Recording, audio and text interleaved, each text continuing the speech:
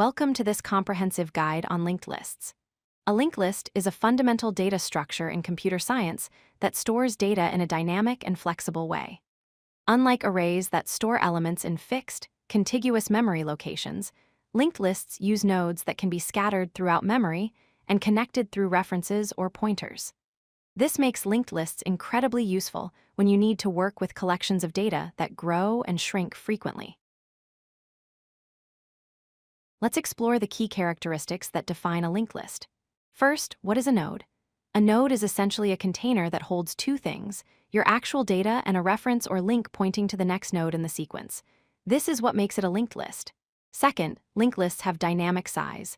They grow and shrink during program execution simply by adding or removing nodes, unlike fixed-size arrays. Third, accessing elements requires sequential access. You must start from the head node and traverse through each node to reach any specific element. Finally, linked lists offer memory flexibility. Nodes don't need to be stored next to each other in memory. Instead, they're connected through references, allowing for non-contiguous memory allocation. Here's a visual representation of how linked lists work. You can see multiple nodes, each containing data values like 10, 20, and 30. Each node points to the next node in the sequence using an arrow, which represents the reference or pointer. At the end of the list, the last node points to null, which indicates the end of the linked list. This is the fundamental structure that makes linked lists work. Each node knows about the next node, creating a chain of connected data. Linked lists support several important operations.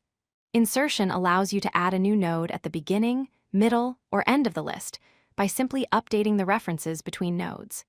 Inserting at the head takes constant time, but inserting elsewhere requires traversal, taking linear time proportional to the list size. Deletion removes a node by updating the previous node's reference to skip over the deleted node. Like insertion, deletion at the head is fast, but elsewhere it requires traversal. Traversal means visiting each node sequentially starting from the head to access, search, or process data. Traversal always takes linear time since you must examine every node. Linked lists come with both strengths and weaknesses.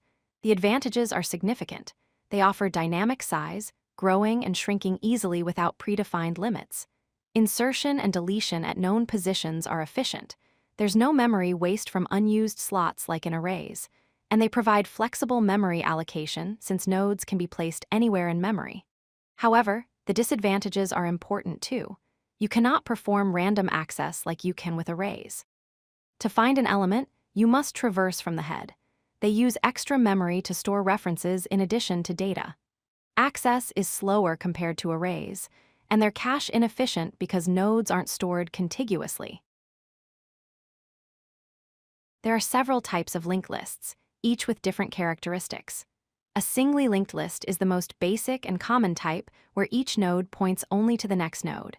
Traversal is unidirectional, always moving forward from head to tail.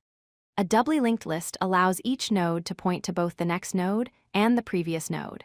This enables bidirectional traversal, but uses extra memory for the additional pointer. A circular linked list forms a circle where the last node points back to the first node instead of null. There's no definitive end, making it useful for round-robin scheduling and cycling operations.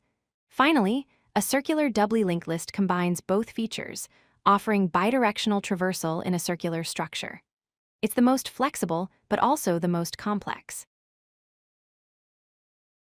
Let's look at how to implement a linked list in code. Here's the basic structure using Python. First, you define a node class that represents individual nodes. Each node has a constructor that takes data as a parameter. Inside, you store the data value and initialize the next pointer to null, meaning it doesn't yet point to any other node. Then you define a linked list class that represents the entire list. It has a constructor that initializes the head pointer to null, indicating an empty list. This head pointer is crucial because it's your entry point to the entire linked list. From here, you can access all other nodes by following the chain of next pointers. Linked lists aren't just theoretical concepts. They have many practical applications in real software. Browser history uses doubly linked lists to implement back and forward navigation between visited pages. Undo and redo functionality in text editors maintains sequences of actions in linked lists. Music playlists use linked lists for sequential song navigation and circular playback looping. Operating systems use linked lists to queue and schedule processes for fair resource allocation.